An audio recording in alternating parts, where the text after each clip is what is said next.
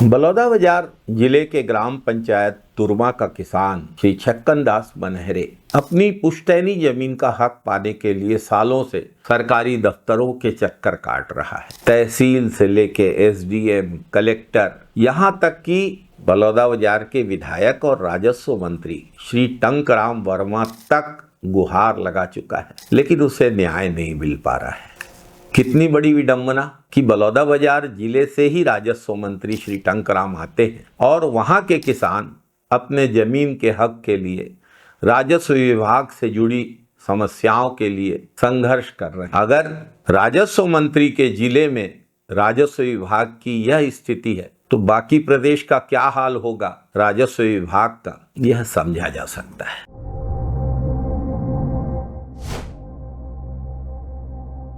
नमस्कार साथियों, 2015 में वसीयतनामा के आधार पर किसान को उसकी पैतृक भूमि का स्वामित्व देने का आदेश जारी हुआ था। दस्तावेजों में भूमि विधिवत रूप से उसके नाम दर्ज कर दी गई, लेकिन विभागीय लिपिकीय त्रुटि के नाम पर मैनुअल नक्शे और ऑनलाइन रिकॉर्ड से किसान का नाम हटा दिया गया। अब अनुसूचित जाति वर्ग का छक्कन दास मनहरे बरसों से अपनी ही जमीन वापस अपने नाम पर करने के लिए भटक रहा है, मजबूर है राजस्व विभाग के दफ्तरों की चौखटों पर ठोकरें खाने के लिए। भाजपा की सरकार किसान हितैषी होने का दावा करती, लेकिन हकीकत इसके ठीक विपरीत। गरीब, ईमानदार, छोटे किसानों की सुनवाई नहीं है, भू माफियाओं की तूती बोल रही। यह सिर्फ एक छोटे किसान की त्रासदी नहीं है, बल्कि राजस्व विभाग में व्याप्त प्रशासनिक लापरवाही और भ्रष्टाचार से ग्रस्त व्यवस्था का वास्तविक चेहरा है। राजस्व मंत्री के अपने जिले में अगर किसान न्याय के लिए भटक रहा है,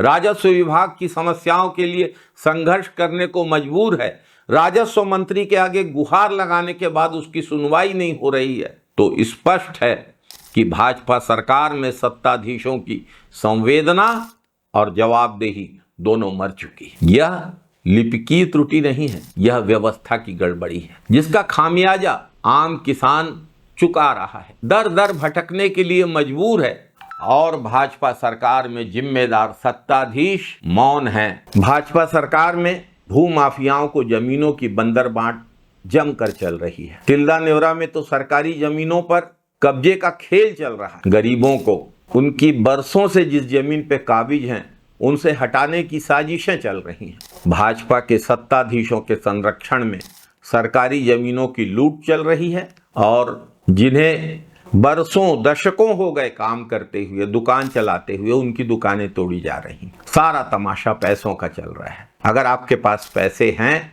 तो आप कुछ भी कर सकते हैं सत्ताधीशों को खुश करके, और अगर आपके पास पैसे नहीं हैं तो आपको आपका हक भी नहीं मिलेगा। पैसे हैं तो आप दूसरों का हक लूट सकते हैं और इसमें सत्ताधीश आपके साथ खड़े हैं। आम आदमी परेशान है और सत्ताधीश माला माल हैं। यही भाजपा सरकार की कार्यप्रणाली बन चुकी है।